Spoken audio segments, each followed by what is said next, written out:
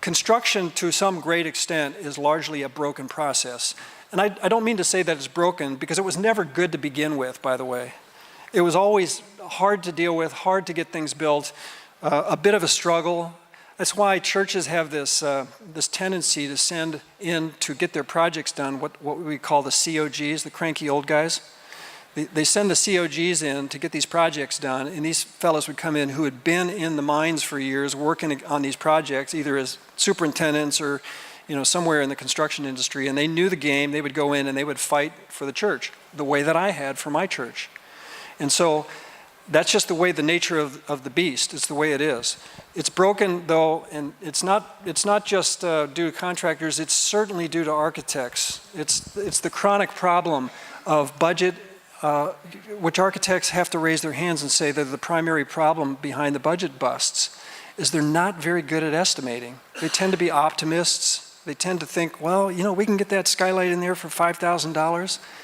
And the contractor says, well, maybe $25,000? No. Well, we can get that done. Architects tend to lie to themselves to achieve what they want. They also sign contracts, by the way, that are percentage-based contracts. Okay? So if the building costs $1 million, the architect takes 6 or 7 or 8% of that. You're building in those contracts a way for an architect to be compensated for inflating your budget. It's a disincentive to save money. So when somebody comes along with a really good idea to save money, you're thinking, well, how much is this going to cost me in my contract? So it's a problem, the way that AIA sets up contracts to protect the architect and not the owner. And bring the consulting engineers right into that same mix. 4% for mechanical, 4% for electrical. It's no wonder we end up with $1,500 light fixtures. It's just the way it goes. So we have these problems. 70% of projects. These numbers are put together by this large organization in Washington, D.C. I've been to that organization as a member of the AIA and visited and talked to them, and they've compiled these statistics. And it's a chronic problem. And everybody just throws up their hand and says, well, that's just the way it is. That's why pastors lose their jobs over these building projects. It's tough to make your way through a building project. I met a pastor yesterday who has been the pastor for 34 years. He's built a project every 5 years. And I'm looking at him like, how have you survived this? How did that happen? He's a builder pastor. He gets it. He knows how to do them. He learned probably through the school of hard knocks how to get it done. But not many pastors survive these projects because they fall victim to the arguing that goes on between the architect and the contractor in these situations. So what do? How can we honor the Lord in this process? How can we not go to war? How can we find value? What are some of the things that we can do to bring value to these things? How can we integrate biblical concepts like relationship and stewardship and outreach in the course of these projects and still get them built for under 20, 30% under the process? It is possible to do that. But it's a hybrid process. So I'm going to describe to you a couple of things that happen in our program. I'll spend a minute or two on this slide. This slide describes the two predominant forms of getting buildings built in America today. Design, bid, build, and design, build. Okay? Design, bid, build. You hire an architect.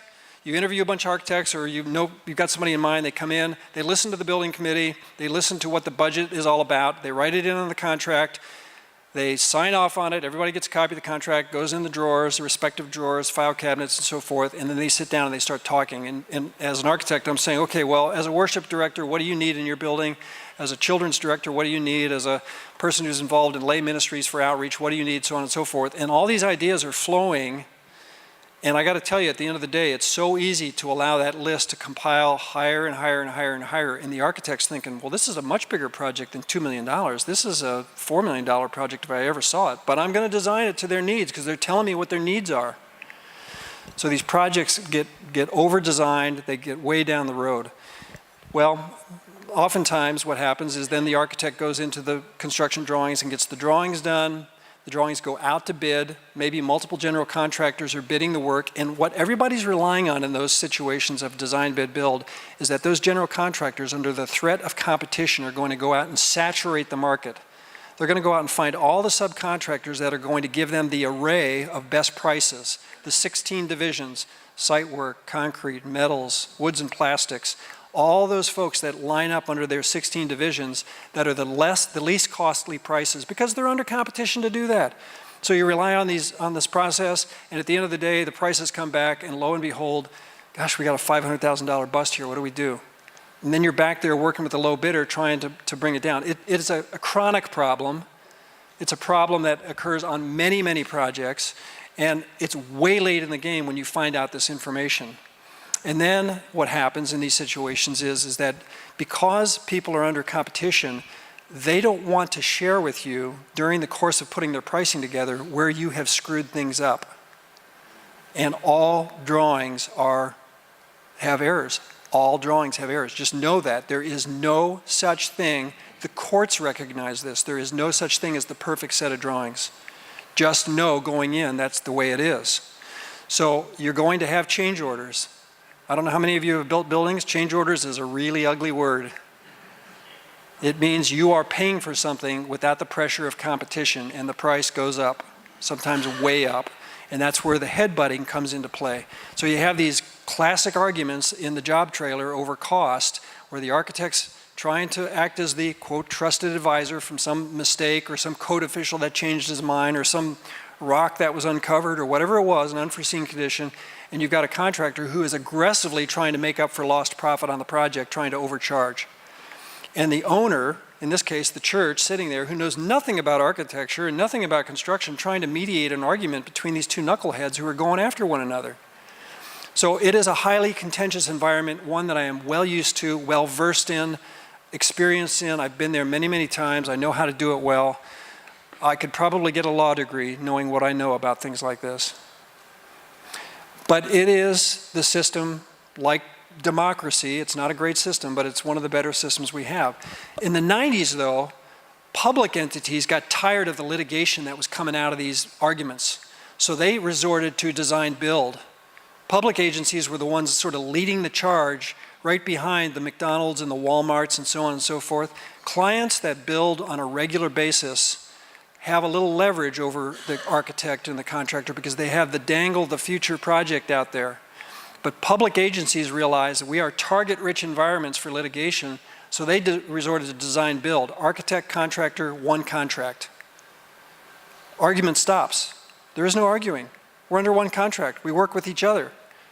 But in a design-build arrangement, know this, I as an architect do not work for you. I am not your trusted advisor. My first responsibility is health, safety, welfare. It is not to the owner and to protect him from the cost advances of a contractor. It is not. I am silent.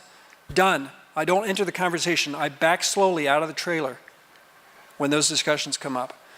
So sometimes people feel like in a design-build discussion or design-build arrangement that they have lost their voice, that they've been ganged up upon by a contractor architect team that has had their way with them. So those projects tend to cost more money simply for that reason, but also because the competition doesn't go as deep into the marketplace. There's not a lot of incentive to go out there and find 10 HVAC bids. They may find 3, and they may be the 3 safest in the market. So their prices tend to be a little higher. So design-build has some positives. Design-build says it is important for an owner to think about the general contractor also as your trusted advisor. Again, this is one of those things if you walk away with this morning with 2 or 3 things, know this. General contractors can be trusted advisors to the same extent that the architect can. That's hard to say as an architect. But I've learned it.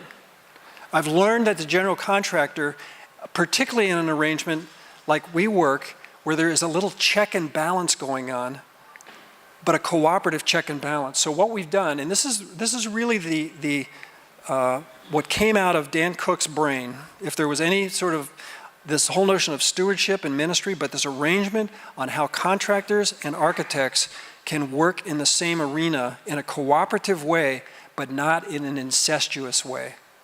Okay? So this portrayal here, this diagram here says we are going to keep our contractual distinctness. When you work with us, you work with an architect who also works with a general contractor, but our contracts are kept separate. There's 2 contracts.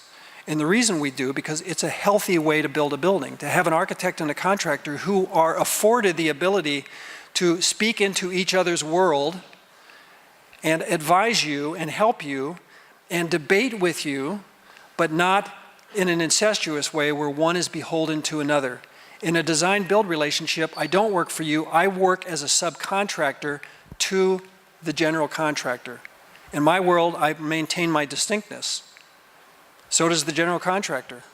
It's a very healthy way to go about doing this. And so this is different, but what it does is it frees us up to do some things that are very unique. First of all, we design by Charette. How many of you have worked in a Charette format before? A couple, three? That's a higher percentage than what I normally see. Maybe you guys are architects, or maybe you guys have been on building committees where somebody employed that. Most architects don't like to design by Charette because it's a terrifying way to design. I mean, it is, it really is. I've done 280 of them, and I'm still terrified by them. A charrette, by the way, is the French word for little chariot. And in the Beaux-Arts School of Design in the 1700s, the first organized school to train architects, they used to roll this cart, little chariot cart, through the studio, and if your drawings weren't on the cart at the appointed time, you received a failing grade. So to an architect, it means make decisions, get to it, don't linger, don't sit there and pontificate with yourself, get to it. And so we designed this way, and we design on site with a group of people, including the general contractor, in a very collaborative way. We've done this many, many times. I would tell you that of the 800 projects, probably 99.9% of them have been designed by Charette, where we go to the site to design. What we're really looking for is a full range of input from some of the people who are involved in the ministry. We want them engaged. We want them involved in the process. And so we get them around the table. We want a demographic mix. We want young people. Now we realize that a lot of these building committees are filled out by people who are a little bit older, who have some experience, maybe some direct experience. Maybe they've been in the building trades, or they've been in management or something like that. Maybe they're stakeholders in terms of financial positions on the project. They're typically not the 20-somethings. Put some 20-somethings into that meeting. You're going to gain some insight. The way that younger people think is very different than the way that the baby boomers think.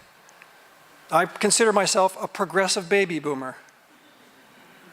But I've been trained in some ways by the millennials, and vice versa, by the way.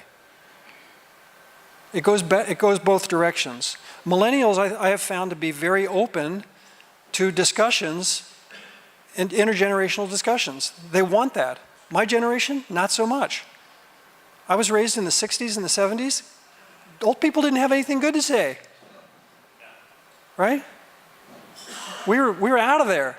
Young people have some contribution to be made, and an insistence that they be involved in those discussions. Very important. Get them in there if you can afford to do that. Day one, we talk about vision. There's actually a homework stage that goes on ahead of the charrette, but day one is largely talking about vision. It amazes me, in light of the discussions that we had earlier about establishing vision for churches, how many times I walk into a charrette discussion and somebody says, "Can you tell us what the vision for our church is?" No. No, I can't. I can tell you what XYZ vision is in this community over here, in that community that we worked with over there, but no, you tell me. So getting prepped for this is going to be crucially important. Understanding what your purpose is. Understanding what our purpose in life is unfortunately, something that takes our whole lives to learn sometimes. The younger we can figure that out, the better we're off. But for a church, it's crucially important for us to ask those questions ahead of the charrette. Prepare ourselves through either the StratOps process that Matt was talking about, or the Unstuck group, or some of the other ones that are around. These are very good tools. Or internally, just ask yourselves, afford yourselves a conversation. Oftentimes, I'll get before a group and the staff has a really good idea of vision and purpose, but the transference to the larger group hasn't been made completely yet. And so that first discussion is usually guiding people through intergenerationally how we get to a common vision. Because at the end of that night, I want to walk away and have a pretty good idea what I'm designing. I know there's always little spaces that are in flux, but I want to know. So that by the time, we will flash diagrams like this up there to talk about adjacencies and space sizes and so forth. I want to get reactions to those kind of things. That's very helpful on the first night for people to have something to react to. We'll put it on the site plan and talk about site arrangements, site-related issues. Those are very positive discussions that we can talk about how things are going to work. Or in the context of an existing building. Sometimes we'll bring the plans in for the existing building and do that. By the time I get to night two, we're looking at something like, this is one that we just finished. Ryan, you saw this one over in Harrisonville. This was a project that we did that they came in the very first night, and we realized, well ahead of this, but we realized that they had a X for a budget and they had 2X for what their needs were. So we had to come up with a strategy to essentially cut half of the square footage out of the building and come up with a progressive plan. They decided to do a preschool, whoops, I'm going to go back. They decided to do a preschool with a group out of Nashville that we are affiliated with through our sustainable organization in order to afford themselves the income. So this whole portion over here is going to help pay for the next subsequent building phase, which is a 3-year building, and they'll eventually get to this building. We're not going to get there. I think I've killed it. There it is. We're going to get to a plan that evolves over a period of time. So that first discussion is big concepts about phasing and how we master plan things and move things through in that regard. So we will eventually get to a building like this, and eventually that will turn into a multi-purpose room, and then we'll go on. By the time we get to the second and third nights, we're showing them the way that the building is going to look. I want to get some reactions out of those folks. I like to do it on the second night, and I oftentimes afford myself. I'm working long distance with folks back in my home office to derive these kinds of images. I want to be able to hear what people's thoughts are. Some people will inevitably raise their hands and say, we really like that. And others will raise and say, oh, that's a little bit too modern for us, or it doesn't look like a church. We need it to look like a church. Everybody's different on that continuum. Everybody's got a little bit different standard. That's a discussion we have to navigate. I remember one down in Louisiana that we had a discussion one night with a group of people that were debating whether to put a cross on their building. Now, to some of you that seems silly. To some people, they look upon the cross as a barrier to bringing the non-church community in. And this was a real discussion. There was 45 minutes of argument going on in a group of 60 people, and it evolved down to 2 individuals in that room. They were sitting in a big U shape. Young guy over here saying, we can't put a cross the way that we have traditionally done on this building. It's a barrier to too many people on the outside. And a guy over here saying, I'm not going to fund the project, an older fellow, my age, I'm not going to fund the project if we don't have a cross on the building. He had drawn his line in the sand, he had drawn his line in the sand. Father-in-law, son-in-law, by the way. So I was navigating through waters that were a lot more treacherous than I realized at the time.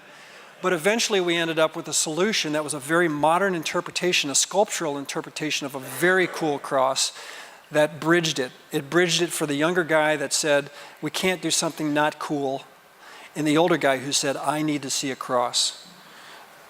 So getting people in the room to talk about these issues can be crucially important. How do we bridge those intergenerational expectations? Renderings are going to be a very important component of getting buy-in from people. We've since massaged it from here too, by the way. We've gone beyond that. Okay, so this is where things sort of hit the wall for me when I was meeting with Dan originally. And we got to talking about how does he go out and bid the project. This is where I departed from everything I had known about architecture before this. Not only was the general contractor oftentimes treated as the adversary in my world, but the subcontractors too were also my adversaries, because they were always trying to skate by something that we had drawn and do things in a cheaper or a lesser costly way, and affording themselves the return on doing it that way. So what we would do, though, is turn that around and say we are missing the incorporation of a component of the project that architects fail to recognize. We have a meeting. At the end of the working drawing phase, we'll have a meeting in a room like this, and we'll invite as many subcontractors from the community that we can. We have a questionnaire that goes out to the ministry. Who do you know? Who are you related to? Who are the suppliers in your community? Maybe they're sitting in the room and they go to that church. We've had electrical contractors come directly from the church. Sometimes they raise their hands and say, I want to donate all the electrical. Okay, well, let's talk, because we don't want to bankrupt you in the process.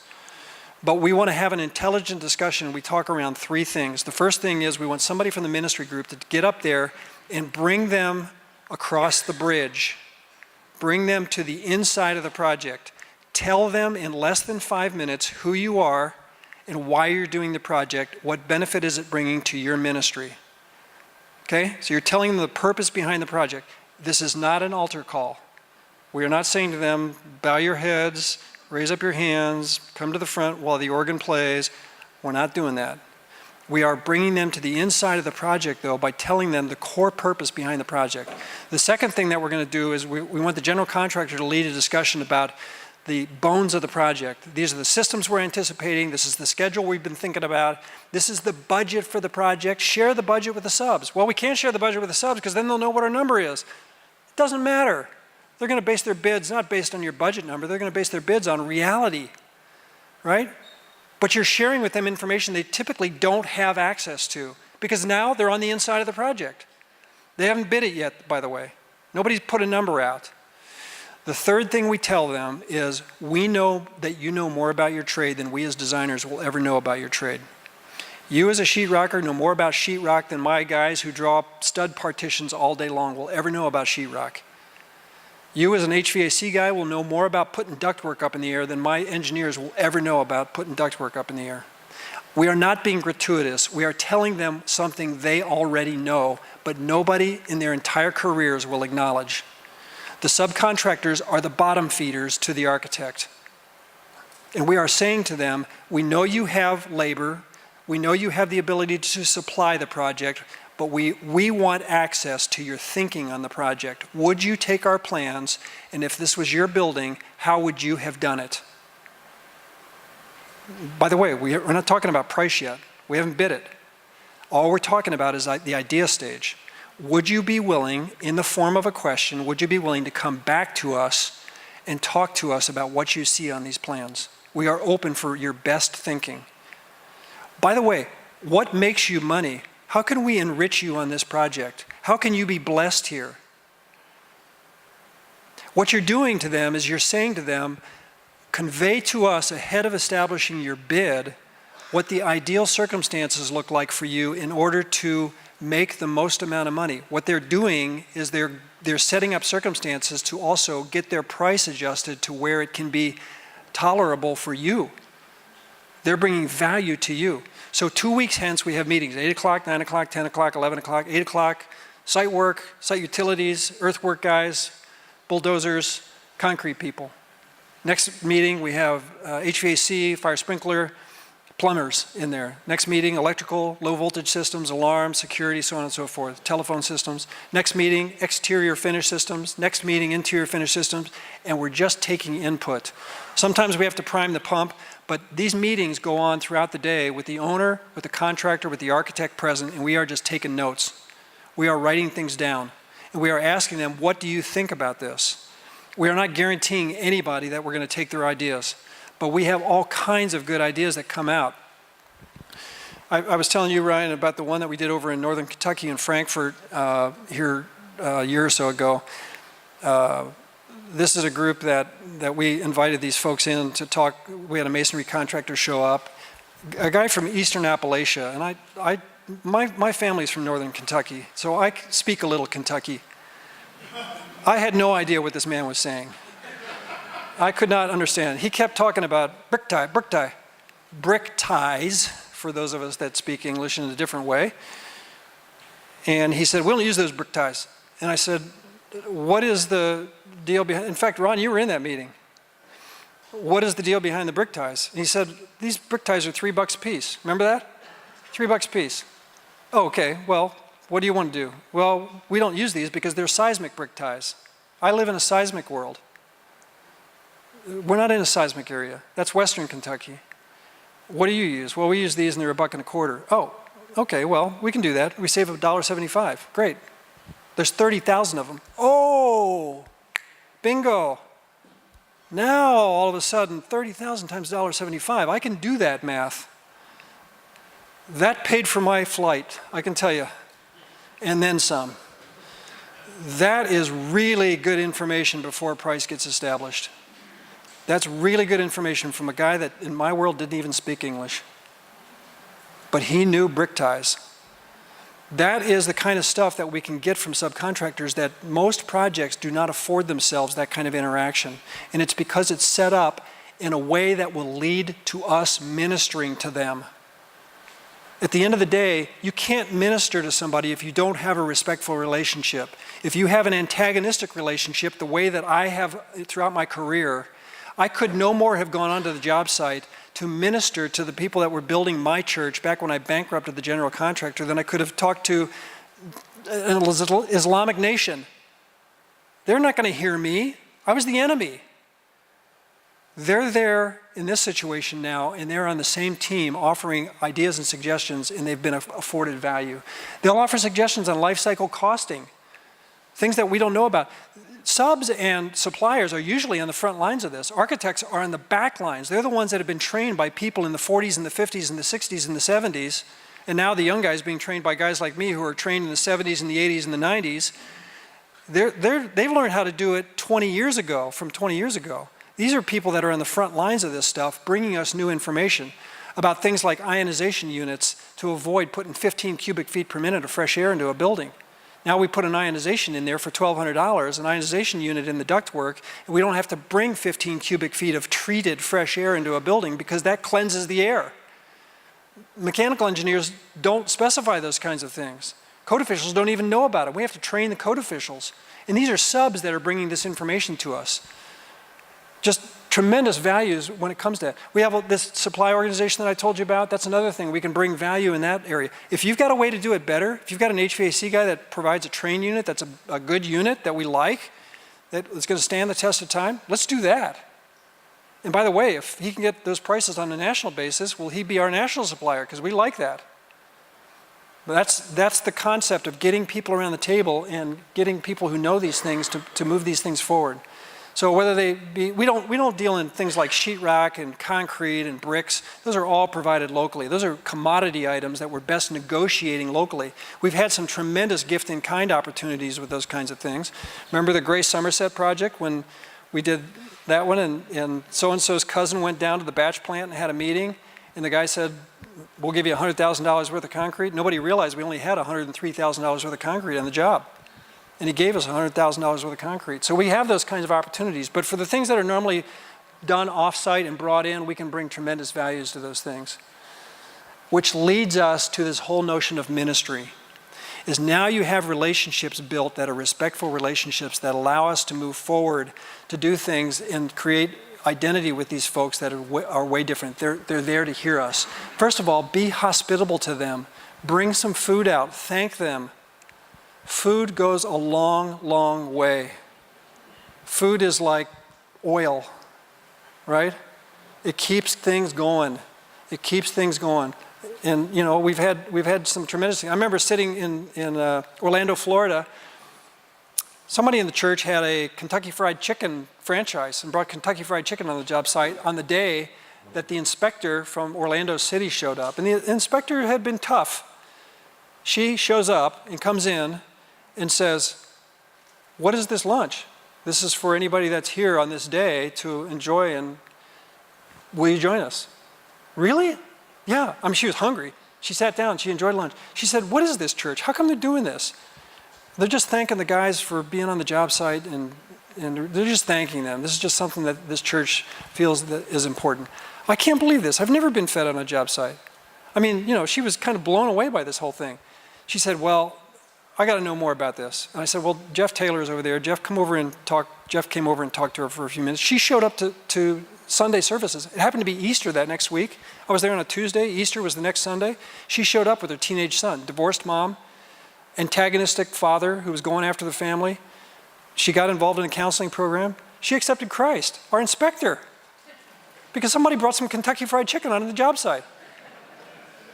Pretty good deal. Pretty good deal. Get the little ones to thank them. You know, Sunday mornings, have them make out thank you cards. These guys will melt when you hand them a thank you card. This is good stuff. This is ministering to these guys. Bring the kids out. Teach them what ministry looks like when they wash the trucks of these guys that come onto the job site. They have never been treated this way, and they expect the worst from you because you're a church. I don't know what to tell you. You know, we did a project in South Carolina. They were doing a university project, 88,000 square foot rec center. The president of the university says, I don't think you understand. We're the Bible Belt. Everybody's a Christian down here. This isn't going to work. The very first week, we figured out that 3 guys on the excavation team, 3 itinerant workers, were sleeping in the bushes on the university campus because they didn't have a place to go. So the people in the dorms figured out a way to rally around these 3 guys, got them an apartment for 4 months, the duration that they were on doing excavation on that project, and set them up with a place to live in their community for 4 months. This is ministry. This is who we are. We're the light of Christ. Let's figure out a way to do this. They will give you the best of what they have. They're on the inside now. Pray for them. Let them know you're praying for them. It's very awkward. I said to a steel guy, you know, we're praying for you. He said, pray that my wife leaves me. I can't pray that. I can't pray that your wife leaves you, but I can pray for a restored marriage. It's awkward. I get that. But at the end of the day, we can do these kinds of things. You know, bring the people out, let them do these kind of things.